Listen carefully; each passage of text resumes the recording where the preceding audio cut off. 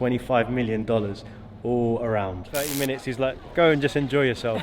So Whilst he's drinking coffee. yeah, so he's like, some might say they look like penises. yeah, basically. Guys, welcome back to another video here in the beautiful Cappadocia. In this video specifically, we're going to be showing you a little bit more on the other side of Cappadocia and some of these beautiful sites like this, which is called Uchisar Castle. And they said it's about 1,500 meters above sea level, and it's also the highest point here in Cappadocia, but we'll be going there at the last point here in this video, so stick around till the end so you do not miss out on this stunning views when we get to the top. However, for now, we're actually with a tour guide that's going to take us around quite a few locations in this video. Typically we don't usually get tour guides, but I think for this specifically they give some really good information, so I'm going to be able to share that with all you guys. Anyway, if you're new here, don't forget to subscribe and let's get this video started.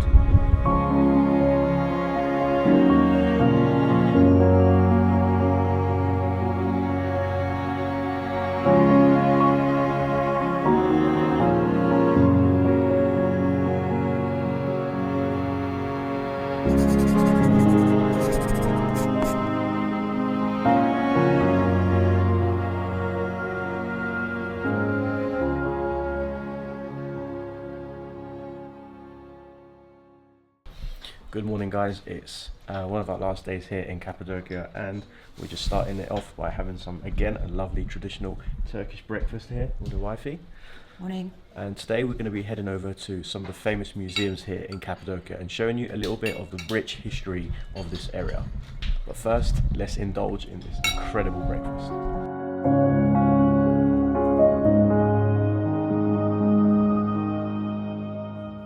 So guys, when you come over to Uchisar Castle, you've got this lovely area here where you can sit down, have some food, some coffee, and have those gorgeous landscapes in the background. And you guys can, no, that's fine. And highly recommend it, guys. Make sure that you do spend some good time just walking around the area, just really scoping it out, because tired of walking up those stairs, but it's really lovely because you can get some fresh juice, fresh food, even some ice cream as well. So I'd recommend doing it, guys, because it's going to be a great experience.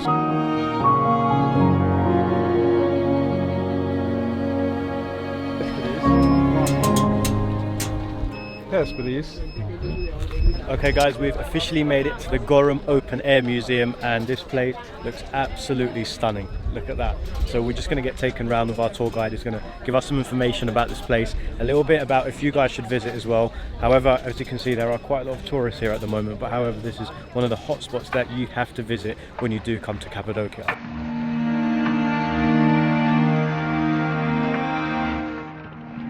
Guys, just to give you an idea of what this place is actually about, Christianity was apparently spread and started out from here in Cappadocia. However, that's what my tour guide just mentioned. And also a lot of Orthodox Christians around the world visit this area specifically every single year, almost like a pilgrimage. Very similar to how the religion of Islam go to Mecca every year as well.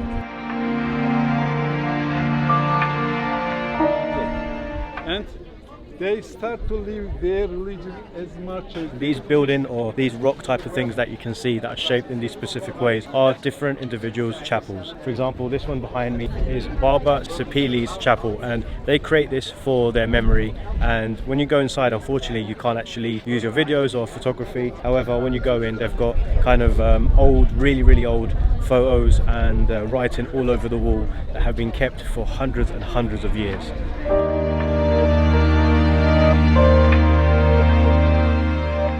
Truly is crazy that so many years ago that this is how they used to live here, having kitchens that basically had their stoves under the floor and just chimneys going through their walls. Just absolutely incredible. It is very mind-blowing and it's very eye-opening. It just makes me think, after let's say 200-300 years, what are people going to look back at when they look at our history? We'll probably find iPhones and iPads everywhere.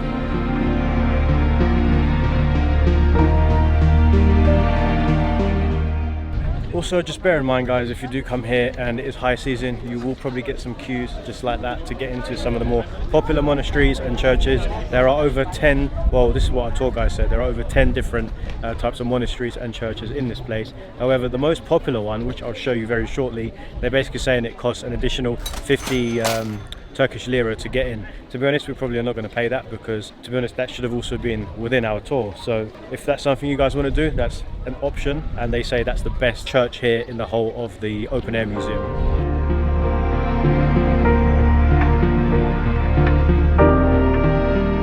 And guys, if you are going to potentially look to have a tour guide in this place, do make sure you pick a tour guide that has really good reviews already. Don't just pick a random one or go for the cheapest one, because I'll be totally honest, I've seen quite a lot of tour guides here. There have been some really fantastic ones explaining information about all the monasteries and churches really well.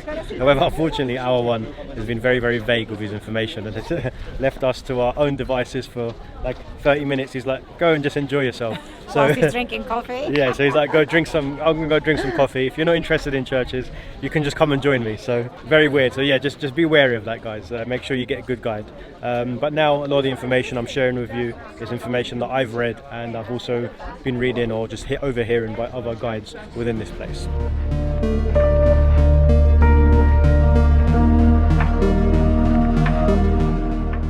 Alright guys, we are now over at the famous Love Valley here in Cappadocia, and this place is famous because... Yes, it's taken its name after the interesting rock formations. They call it fairy chimneys, but some might say they look like penises. Yeah, basically. Hence the name of Love Valley, and it is very famous to get marriage proposals there as well. So yeah, so if you're looking to make any proposals, guys, come to the Willy Land, and this is the spot.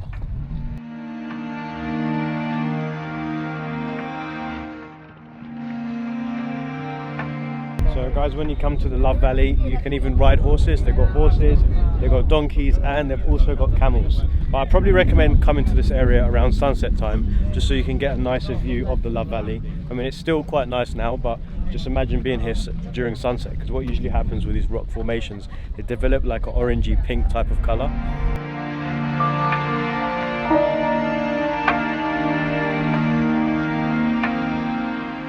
Guys, a super interesting fact about these valleys. So a volcanic eruption happened around 13 million years ago, which is something which our tour guide actually explained. So what basically happened all those years ago was two tectonic plates collided, and that was from the Mediterranean Sea, and it was going into a different sea as well. So now this is what we're left with. Because of the volcanic eruption, all of this basically dried up, and essentially what happened was all the lava came up, and that's what this created, which is absolutely out of this world.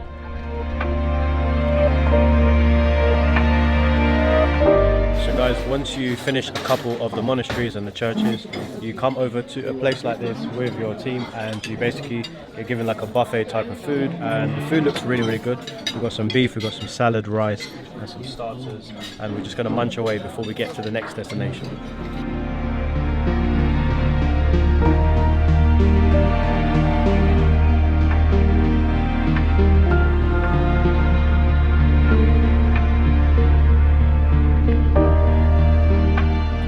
Upstairs in this incredible room where our friend here, what was your name, bro?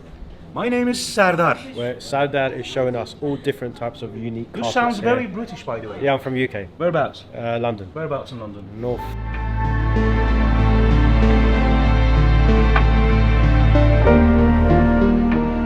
So guys, there's loads of different carpets here on the floor, but this one specifically is 100% silk, and this is roughly 35,000 US dollars. But it's absolutely, the feeling of it is incredible, and it's actually taken them 3 years to build or create, shall I say.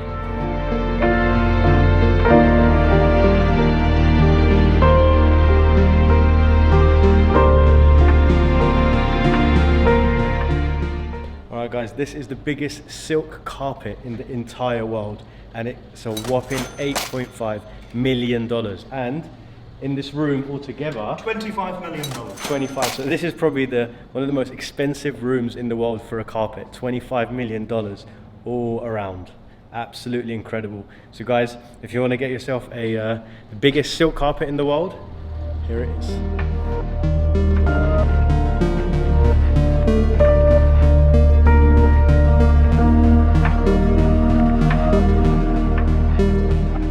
How many years did it take for this carpet? This one, Yeah. with 18 weavers, take from 2004 till 2010, 6 years. 6 years. 6 Wow. years. So, guys, it took 18 weavers to create this insane carpet, and 6 years in total to create this. Wow. They've even got the family emblem on it.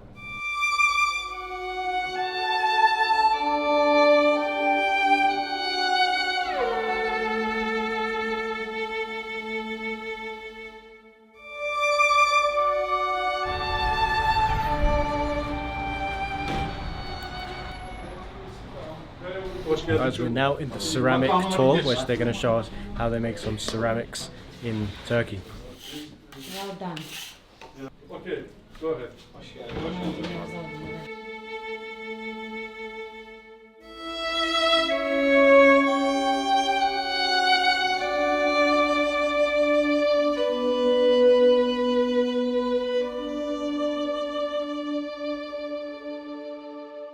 There is a tradition some families still continue.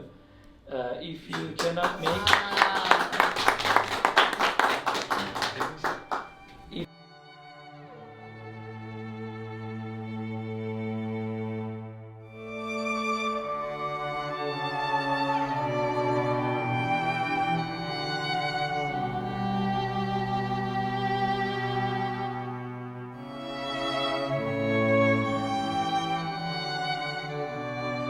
Alright guys, so this is another stop on our incredible day today, and this place up here where you see the camel is called the Devrent Valley. And Yeah, Devrent Valley is one of the favorite places for tourists. It's literally 10 minutes ride away from Goreme town, and it's also known as Valley of Imagination, and it's because they've got such amazing rock formations. You can see a camel just here, an open hand over there, even Napoleon Bonaparte and two people kissing, cobras, mushrooms, the whole lot. It is actually a land of imagination, so you have to absolutely come here and check it out.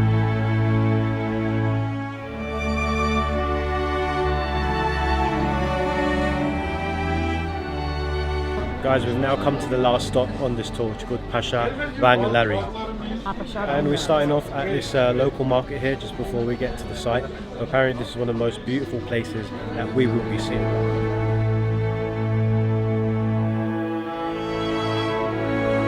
A bad spot for the last spot here on the tour, I'm not going to lie. You do get quite tired by the end of it, but you get to see so many beautiful, incredible sights. And this area that we're currently in now was apparently covered by a huge lake quite a few years ago with a depth of 500 meters deep. Well, but now it's covered in these incredible canyons, really dried up, and they just look like absolutely like a fairyland. Okay guys, and this one to my right is called the baby fairy chimneys, and I think that's for obvious reasons, because as you see up there, they are literally super small, but they are on top of a rock which calls it kind of like a small canyon underneath, but baby chimneys on top.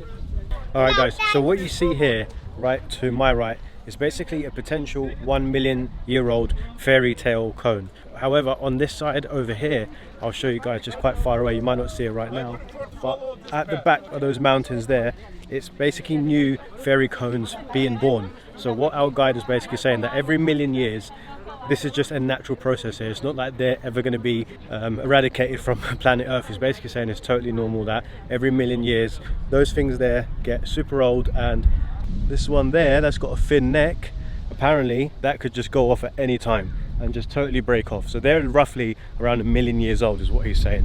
But over there, after another 1 million years, new ones will be born and just come out from the ground. And this is a natural process that happens here in Cappadocia, which is actually really incredible. So guys, this is where he basically used to live, just up there. But as you see, there's no way to get up there now, and you can only go in through that bit there. However, we've got some interesting climbers that have managed to somehow get up there. Anything for the shot, guys, anything.